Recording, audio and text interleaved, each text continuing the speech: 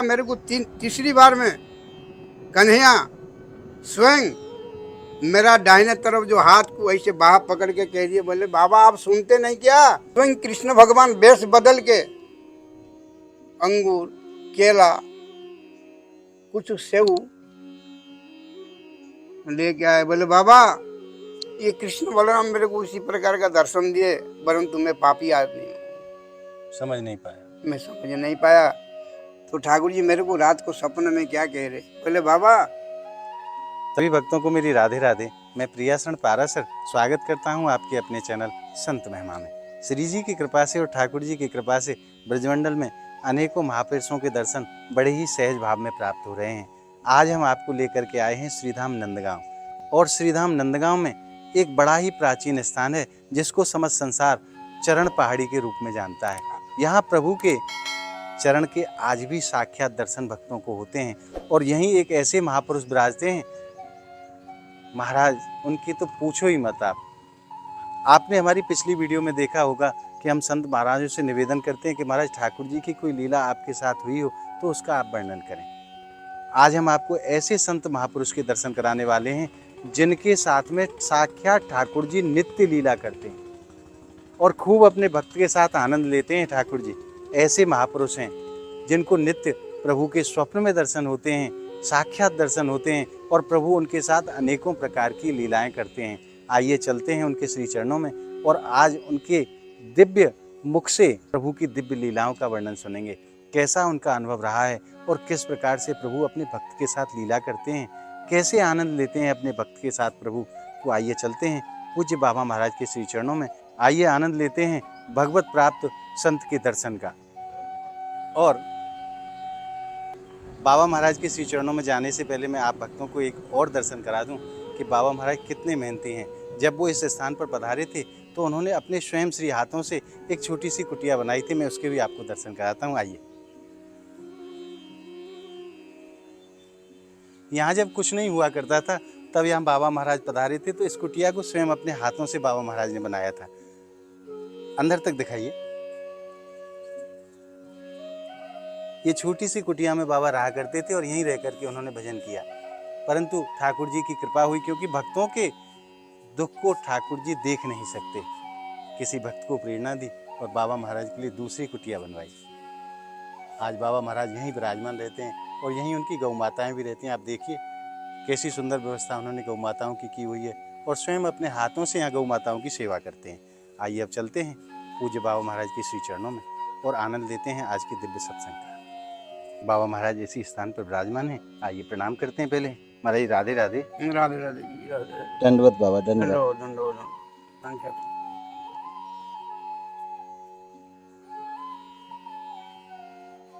महाराज सर्वप्रथम आप अपना श्री नाम बताओ। राधे राधे। जय श्री कृष्ण। कृष्ण भगवान और गुरु जी, भक्तवृंद, संत मंडली, बड़े बड़े मेहनत लोग नाम रखे हुए हैं।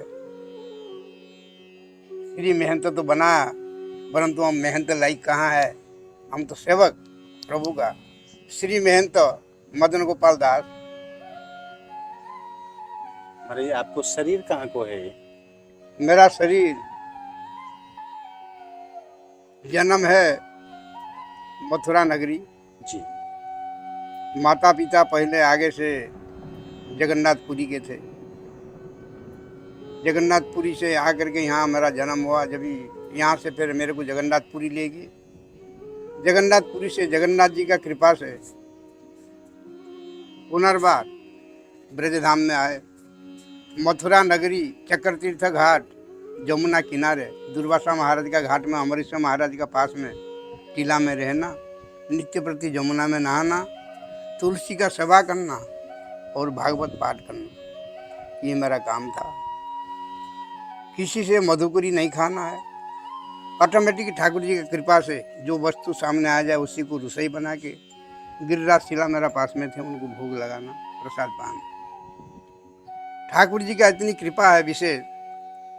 नंदलाला में रात को एकादश स्कंद भागवत दिन का 2 बजे पाठ करके विश्राम दिया।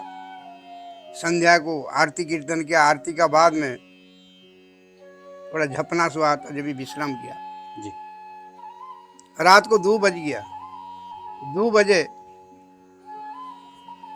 कृष्ण भगवान क्या कह रहे, बाबा आप जमुना में नहाते हैं नित्य प्रति, और वृंदावन जो तुलसी सेवा करते हैं आप, तुलसी का पेड़ बहुत लगा रखे आप।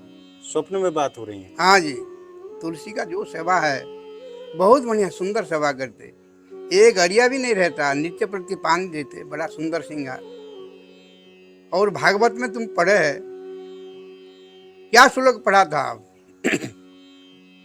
मैं प्रभु जी को कह रहा हूँ सपनों द्वारा, फिर वही श्लोक, धैर्यं सदा परिभवघ्ना मम भीष्ट दोहम तीर्थास्पदं शिव विरंजिनुतं शरण भृत्याधिपालं वंदे महापुरुष ते चरणारविंद। बाबा जो श्लोक आप पढ़े, वो श्लोक का विधि अनुसार मेरा चरणारविंद जो है नंदेश्वर पर्वत का ऊपर में, वो पुष्ट खाली पड़ा हुआ है जी। वो चरणारविंद का ना पूजा अर्चना वंदना कुछ भी नहीं हो रहा है। आप वहीं तो चलो। मैं बैठे हो गया, मैं सोचा सपना ऐसे कैसे हुआ भाई, ये सच्चे हो सकता, ना जाने चिंतामणि धाम सच्चे भी हो सकता, परंतु मेरा भीतर में आलस्य भी था जी। फिर दोबारा मैंने विश्राम किया। दोबारा फिर कहिए, बोले बाबा आप सुनते नहीं क्या? देखा तो 3 बज गया था। बोली 2 बजे एक बार भनक हुआ, फिर 3 बजे हुआ। बोली सच्चे भी हो सकता, परंतु सुबह किसी महापुरुष से हम जा करके सत्संग करेंगे, सत्य है ना मिथ्या है जी। ये बात ऐसे कैसे हुआ, ऐसे भावना करके फिर दोबारा फिर मैंने विश्राम कर लिया। दोबारा जब विश्राम किया, मेरे को तीसरी बार में कन्हैया स्वयं मेरा दाहिने तरफ जो हाथ को ऐसे बाह पकड़ के कह दिए, बोले बाबा आप सुनते नहीं क्या, नंदेश्वर पर्वत का ऊपर में मेरा बाएं चरण दाहिने पैर का अंगूठा लाठी का निशानी वही अभी तक है, कोई पूजा अर्चना वंदना कोई भी नहीं कर रहा है, खाली पड़ा हुआ है। आप इसी पात्र है, मैं आपको बुला रहा हूँ, मैं तुम्हारी हाथ पकड़ा हूँ, आज स्वयं आओ। तो प्रभु जी मैं उठ के बैठे हो गया, देखा तो 3:30 बज गया। मैं बोली अभी प्रभु जी निधुवन से कुंज का विश्राम दे करके नंदगाम पधारने वाले हैं, और उस समय मैं भी आलस्य करके अभी निद्रा करना ठीक नहीं, ब्रह्म मुहूर्त में जाग जाना चाहिए। ठाकुर जी को भजन कीर्तन आराधना करेंगी, और आज भजन कीर्तन तो क्या करूँगा मैं स्वयं, कृष्ण भगवान जब भी मेरा हाथ पकड़े हुए, मेरा हाथ कभी छोड़ेंगे नहीं। तो प्रभु जी मैंने उसी समय आसन को परित्याग दे करके सीधा यात्रा चालू कर दिया नंदगाम का तरफ।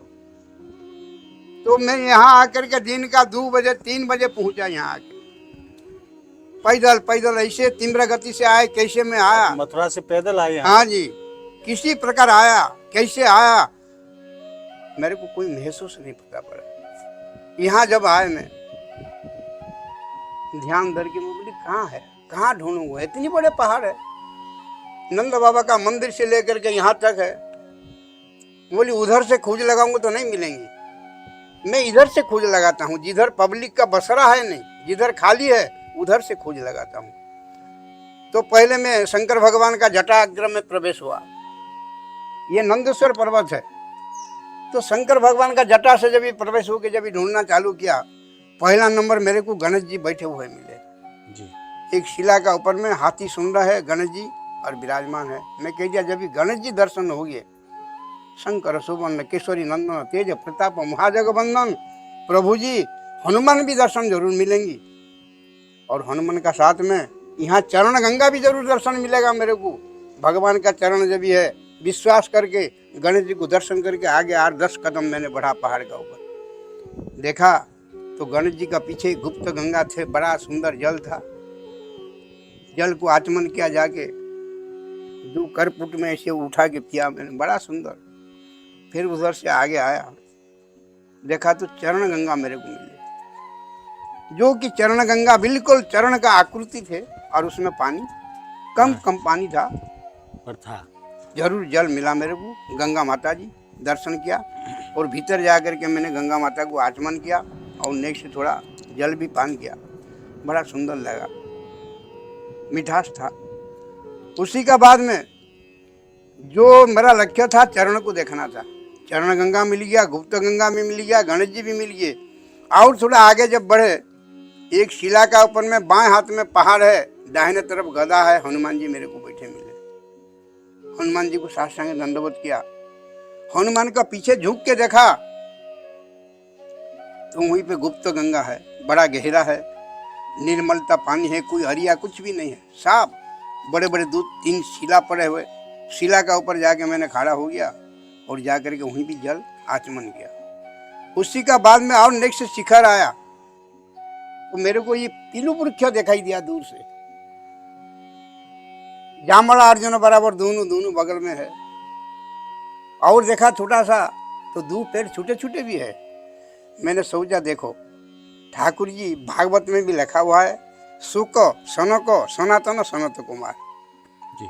ना जाने प्रभु बीच में होंगी, प्रभु का चारों बगल चारों भैया विराजमान है। रूप वेद भी है, साम वेद भी है, यजुर्वेद भी, अथर्व वेद भी है। तो जरूर यहाँ जाके देखता हूँ। बड़ो शिला जब ये देखा, शिला का पास में आया तो प्रभु जी का चरण मेरे को दर्शन हुआ। जब चरण दर्शन हुआ, चरण में मैंने संकल्प लिया, प्रभु जी आप मेरा हाथ पकड़े हुए कभी हाथ छूटेगा नहीं।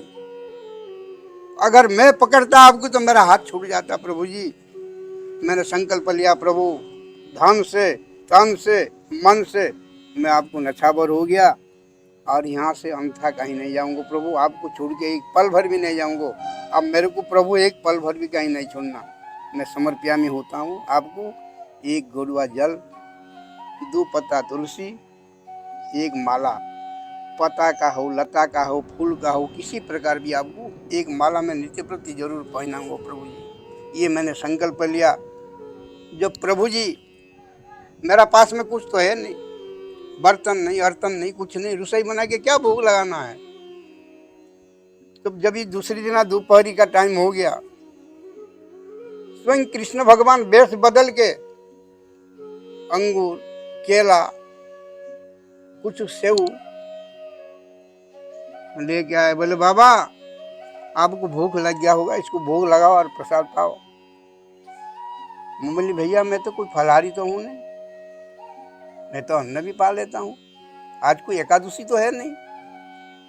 नहीं बाबा ये फल मैं लेके आया, फल पहले भोग लगाओ। भगवान किस रूप में थे महाराज? तो वो ऐसे थे जे बिल्कुल ग्वारिया का स्वभाव था, ग्वारिया रूप। और उनका जो वेश क्या मैं बता पाऊंगा भगत जी। एक चद्दर खन्ना में पड़ा था जी। और एक बैग था उनका पास में, बैग में ये पदार्थ सब रखे थे और छोटा सा इतना बड़ा डंडी था हाथ में। अच्छा। बोली भगत जी कोई गैया फेया चराते क्या, आप डंडी हाथ में लेके आए? अरे नहीं बाबा आपको मैं नहीं फल देने के लिए आ गया और इसको भोग लगाओ। बोले अच्छा ठीक है भगत जी मैं भोग लगाता हूँ, आप भी तो प्रसाद लेना। नहीं नहीं नहीं बाबा ये भोग लगा के आप ही पाना, मेरे लिए आप ऐसे बात मत करो। तो भैया ये जंगल में आप क्यों आए भाई, कौन भेजा तुमको? महाराज जी आप तो और दूसरी चर्चा कुछ मत करो, पहले भोग लगा के इसको जलपान करिए और फिर देखो फिर मुलाकात होगा। वो कहे कि मैं उनको रुक रहा हूँ, बहुत रिक्वेस्ट कर रहा हूँ। बोले भगत जी कम से कम प्रसाद ले जाना भाई, ऐसे नहीं होता। मैं भोग लगा के आता हूँ, भोग अभी तुरंत लगाता हूँ, मैं तो यहाँ बैठा हूँ, कहीं दूर थोड़े जा रहा हूँ, मेरे को मंदिर का फटक थोड़े खोलना है। वो भगत जी कहिए नहीं आपके लिए आया है, आप भोग लगाना, कन्या को बड़ा प्रेम से खुवाना और आप ही प्रसाद पाना, और मेरा जरिया बराबर कोई भक्त आ जाए तो उसको भी पका देना। तो कह के चले गए, मैंने भोग लगाया। उसी का बाद में एक ग्वारिया आया, मैं बोली भैया प्रसाद ले ले। अरे बाबा आपका हम क्यों प्रसाद लेंगे, तुम्हारी भक्त का आया, तुम्हारे भाग में जो है तुम्हारी प्रसाद तुम पाओ, हम नहीं पाएंगे। मैं बोली भैया ये भी बात है, चलो कोई बात नहीं। मैंने प्रसाद पाया, विश्राम किया। फिर दूसरी दिन हो गया, मैंने सोचा था बोले ठाकुर जी आपके लिए मैं क्या भोग लगाऊं, मेरा पास में कोई पात्र है नहीं, ये मैं आपके लिए रसोई बनाऊं, और रसोई बनाऊं तो फिर कैसे मैं बनाऊं प्रभु जी? कोई दाल नहीं मेरा पास में, कोई चावल नहीं, कोई आटा नहीं, किसी प्रकार का भी नहीं, कोई साधन है ही नहीं। कोई साधन है नहीं, और साधन तो है तो सब कुछ है, जब ये आप है तो सब कुछ है प्रभु जी। मेरा मन को समझाता था चरण गंगा में तो पानी एक गोड़ा लाऊं, जब भी भूख लग जाए ठाकुर जी को तुलसी पत्ता छूटता था, दिन में एक बार हो 2 बार हो, और वो पानी को पी करके बड़ा खुशी से आनंद से राधे राधे करूं। ब्रजवासी को भी राधे राधे मैं करूं। ब्रजवासी कहते बोले भैया ये कोई बाबा जी नहीं है, ये तो सोचो जी यहाँ हमारी कोई भूत प्रेत ये प्रकट है, नहीं तो ये नेक से बच्चा है। ये बच्चापन से यहाँ जंगल में आने इसका क्या काम है? अरे जवानी लट्ठा खट्टा डुले, हमारे यहाँ मांगते डुले, ये रोटी ब्रजवासी भूत प्रेत कहते थे हाँ आपको? जी, ये मांगने भी नहीं जाते, जी। ये रोटी मांग के भी नहीं खाता। इसको अगर हम कहते बाबा गांव से मधुपुरी ले आओ, एक साधन है, एक बड़ा बढ़िया आश्रम है, वहीं जाके रहो ना। अब यहाँ कुछ नहीं है। कौन सी तुम्हारी चना का खेती है जी यहाँ बैठे हुए आप खुले मैदान में? बोले भैया चना का खेती तो है नहीं, परंतु कृष्ण भगवान का चरण है, चरण को सेवा करेंगे। अरे बाबा हमारे यहाँ कोई कुछ सेवा करता नहीं, तू क्या सेवा करेगा? वो बोली भैया मैं क्या कहूँ, अपनी भजन कथा, अपनी भजन का किसी को भी नहीं सुनाना चाहिए भाई। चलो जैसे भी है मैं भगवान को छोड़ के नहीं जाऊंगा। अरे भगवान यहाँ कहाँ है भाई? वो बोले भगवान है, भगवान है। भगवान नहीं होते तो हम नहीं आते यहाँ जंगल में। यहाँ रास्ता नहीं, घाट नहीं, कुछ भी नहीं है। यहाँ इसी रोड में भी कोई गाड़ी घोड़ा भी नहीं चलता था, एक टांगा चलता था जरूर, कामा जाता था, कामा खुशी।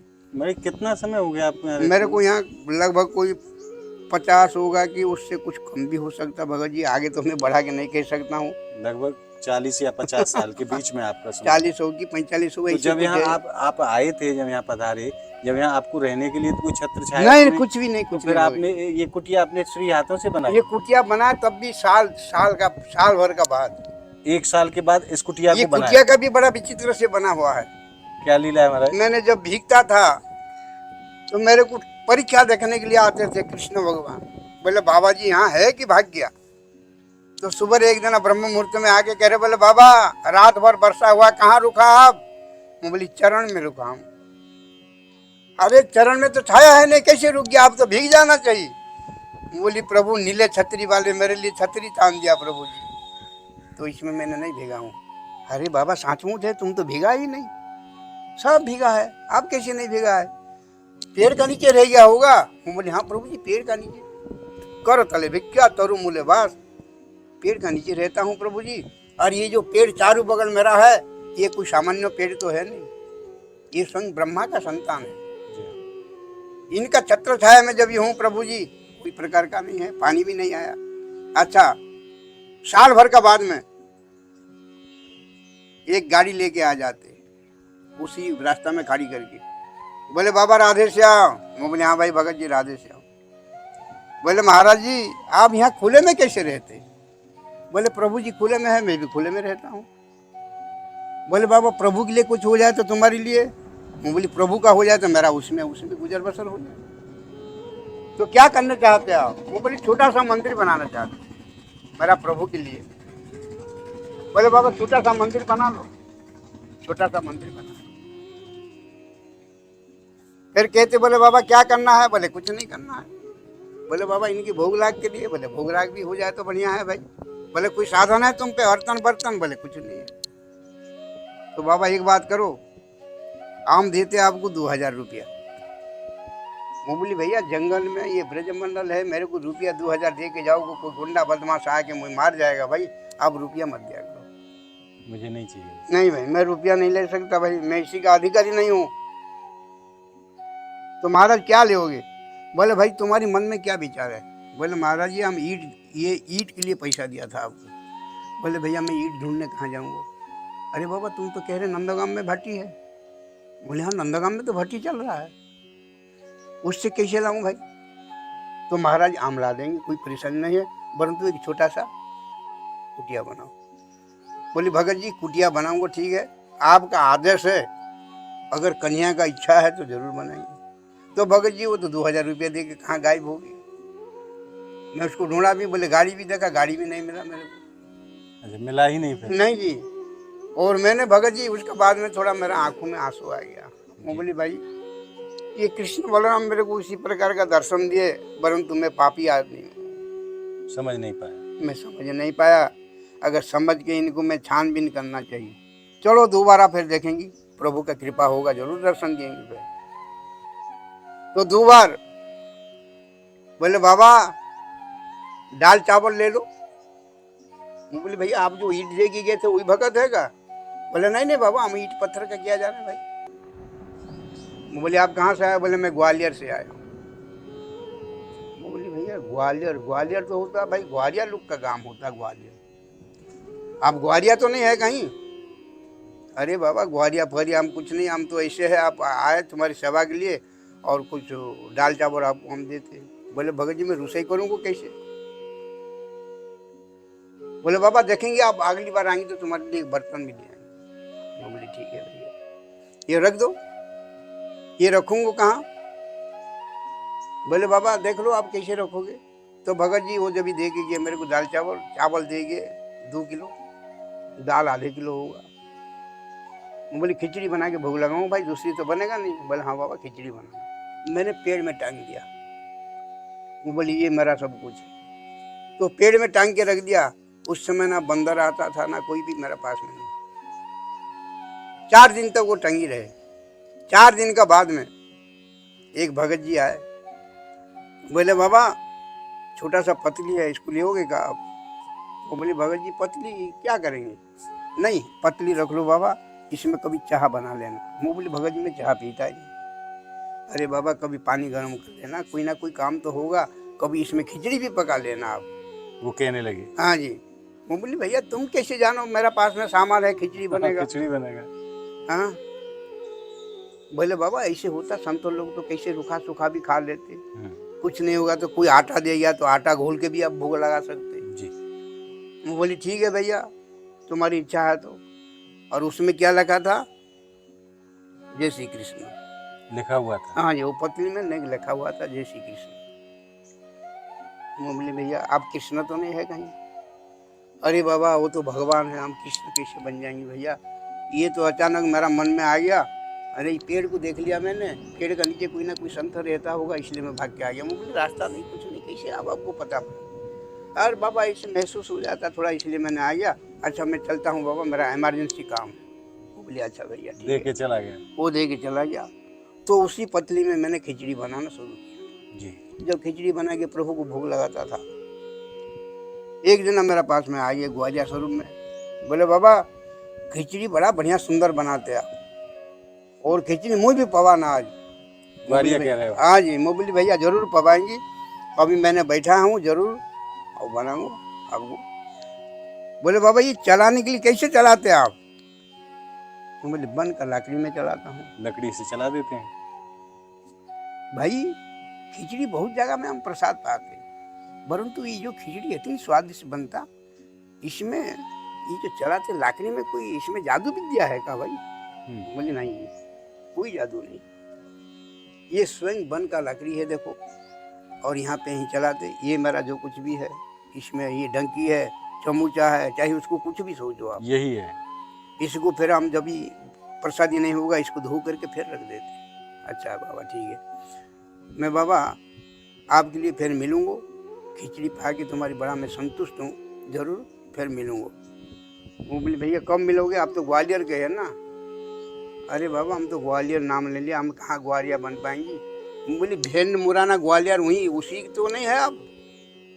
बोले हाँ हाँ बाबा ठीक बता रहे आप। वो बोली हमारी कन्या जब जाते थे गैया चराने के लिए, मुराना से गैया मोड़ देते थे और ग्वालियर तक गैया चराने के लिए जाते थे। ये हमारी आगरा मंडल में ये भी आ जाता। बोले हाँ बाबा ये आता है जरूर, परंतु मैंने कहाँ का हूँ क्या हूँ बाबा? चलो ठीक है तुम्हारे साथ में मेरा जो दर्शन प्रसन्न हो रहा है, राधे राधे राधे राधे करके भगत जी चले गए। तो भगत जी मैंने एक दिन विश्राम कर रहा हूँ, फिर कृष्ण भगवान कह रहे, बोले बाबा खिचड़ी बड़ा स्वादिष्ट लगता है, काऊ दिन तो लड्डू भी खुआ दिया कर बाबा।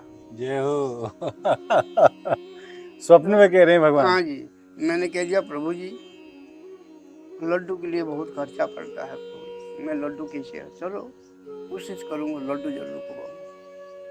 तो भगत जी दिन का 12 बजे एक भगत जी बूरा उर्दू का दाल, आटा और घी, उस समय घी का कम रेट था, एक कृष्णा घी का डिब्बा में वो कह रहा, बोले बाबा ये डिब्बा तो कृष्णा का है जरूर, परंतु इसका भीतर में हमारी घर का गैया का। बोली भैया फिर क्या करना है उसको? अरे बाबा लड्डू फड्डू बना दो, लड्डू बना के भूख लगा लो। मैं भगत को कहने वाला था, मैं बोले भगत जी ऐसे ऐसे भगवान का प्रेरणा है मेरा ऊपर, परंतु मैंने भक्त को नहीं सुनाया। वो भगत ऑटोमेटिक मेरा जितनी बात सब फूल खोल दिया, ये लड्डू बनाना, लड्डू खुबाना, कन्या का इच्छा होता लड्डू खाने के लिए। भगत खुद कह रहा है लड्डू वो बनाना, स्वयं कह रहा है जो लाने वाले, लड्डू बनाना। वो बोली भैया ठीक है, और बाबा ऐसे करना, थोड़ा मोटा टाइप का रोटी सेक लेना और उसको मीडना बड़ी ढंग से, मीड के बिल्कुल बारीक कर देना और उसमें बूरा मिलाना, बूरा मिला के फिर उसके बाद में घी मिलाना और उसको ऐसे ही लड्डू बनाना बढ़िया, जैसे ज़्यादा बड़ा भी मत बनाना, ऐसे टाइप बनाना। और इसमें तुम्हारी पास तो पतली है, उसमें दाल को बना लेना और भोग लगाना ठाकुर जी को। बोल भगत जी आप भी तो रुकोगे 1-2 घंटा, आप रुको, ये क्या टाइम लगता, बना के भोग लगाएंगे, आप भी प्रसाद पाना। बाबा मेरे को टाइम नहीं है, मैं और दूसरी जगह कहीं जाना है भाई, ये आप रखो और भोग जरूर लगाना, भोग लगा के जरूर प्रसाद पाना जी। तो भोग लगाया भगत जी। कुछ दिन का बाद भगवान कहते, बोले बाबा उसी दिन जो लड्डू बनाया था बड़ा सुंदर स्वादिष्ट है, परंतु लड्डू हमको बीच बीच में कभी कभी लड्डू भी भोग लगा दिया करो। रोज खिचड़ी खवावे, लड्डू खवावे ना, को लड्डू खवाए कर। तो भगत जी एक दिन ऐसे हो गया, मेरा पास में कोई साधन नहीं, थोड़ा सा आटा था, मैंने आटा को पानी में घोल लिया और तुलसी छोड़ा जाके ठाकुर जी को भोग लगाया। तो ठाकुर जी मेरे को रात को सपने में क्या कह रहे, बोले बाबा खिचड़ी का स्वाद अलग है, लड्डू का स्वाद अलग है, आज जो आटा घोल के जो भोग लगाया इसका स्वादिष्ट तो ऐसे सोचो जो राबड़ी जी। मैं बोली प्रभु इसमें मैं तो कुछ नहीं मिलाया। नहीं नहीं नहीं, राबड़ी में जैसे राबड़ी पीता हूँ राबड़ी बराबर मुझे लग रहा है, दही छाछ की जो रबड़ी होती है। हाँ जी। मैं बोली प्रभु जी ठीक है, कन्या तुम्हारी इच्छा है तो कभी कभी आटा घोल के भी पियादा करूँगा बीच बीच में। तो प्रभु जी कई दिन ऐसे है समय पे, तो आटा का मैंने घोल कर भी भोग लगाया। जब कुछ दिन का बाद में किशोरी जी एक फूल माला, मथुरा का मिठाई एक डिब्बा और शुद्ध घी में बना हुआ है बाबा, ये पेड़ा जैसे है मिठाई है, और फूल माला लाया हूँ, कन्या का चरण में चढ़ाओ। मैं बोली भक्तानी जी राधे राधे, आप कहाँ से आए पहले बताओ। मैं जो भी भक्त आता है किसी भक्त को नहीं पूछता हूँ, परंतु आपको जरूर मैं पूछूँ तुम्हारी नाम क्या है। बोले बाबा मेरा नाम है किशोरी। आप कहाँ से आए जी? मैं आया हूँ दिल्ली से। किशोरी नाम है, दिल्ली से आए, चलो कोई बात नहीं, आपको कौन बताया यहाँ बाबा जी रहता। बाबा अपने अब मेरे को पता पड़ गया, एक माला लाए हूँ कृष्ण भगवान को पहना दो और ये मिठाई डिब्बा भोग लगाओ। मैंने भोग लगाया, माला पहनाया। बोले बाबा मैं नेक से टहलता हूँ। बोली कांटों में कहाँ टहलोगे, कांटा चारों बगल, कोई रास्ता सफाई नहीं, कोई चौतरा नहीं बन रहा, कुछ भी नहीं, यहाँ बड़े बड़े कंकड़ भी था, ये 6 फुट मिट्टी डाल करके जब जाके अभी तो बढ़िया बनी गया।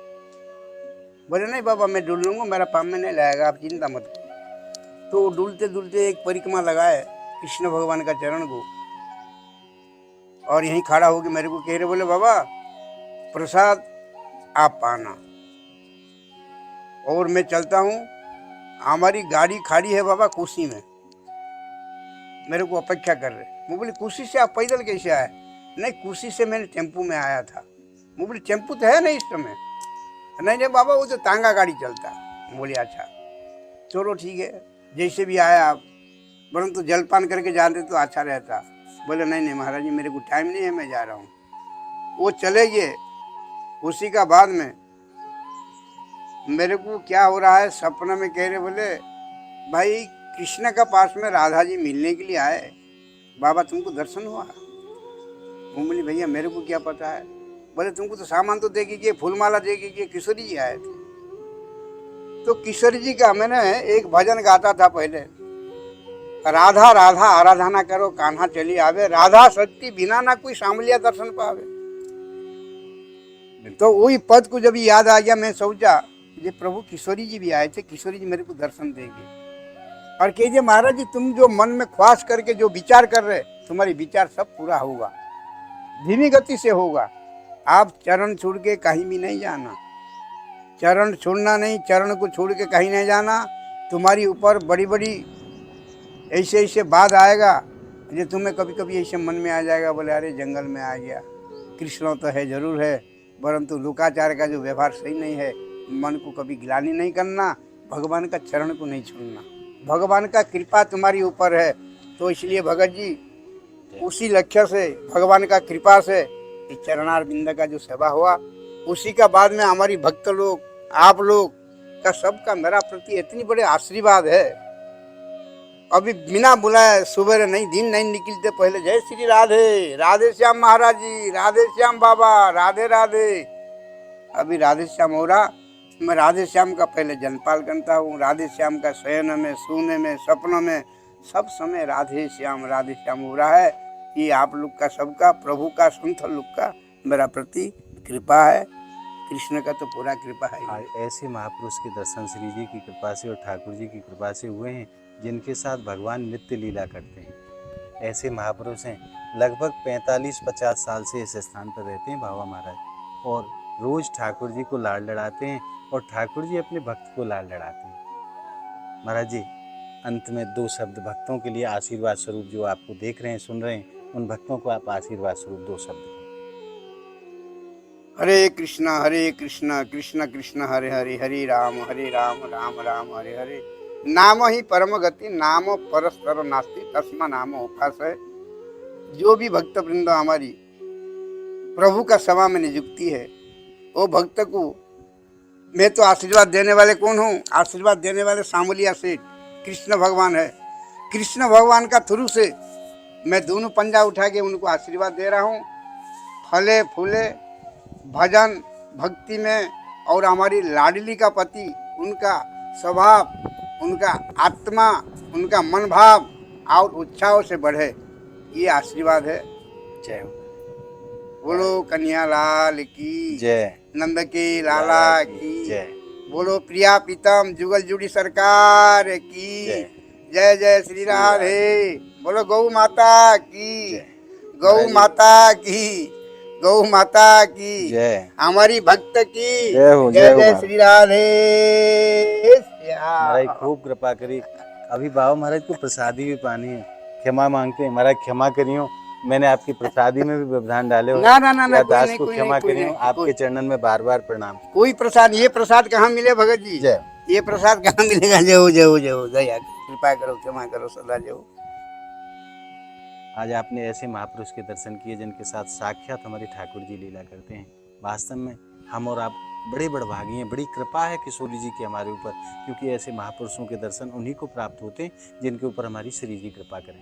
ठाकुर जी भी कृपा नहीं करते, ठाकुर जी कृपा करने से पहले 3 बार सोचते हैं, मगर मेरी स्वामिनी जी ऐसी हैं जो कृपा बरसाती हैं, कभी नहीं सोचती।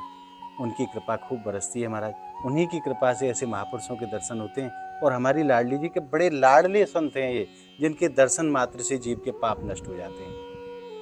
मिलते हैं संत महिमा की ऐसी ही एक और वीडियो के साथ। तब तक के लिए श्रीधाम नंदगांव की पावन भूमि से राधे राधे।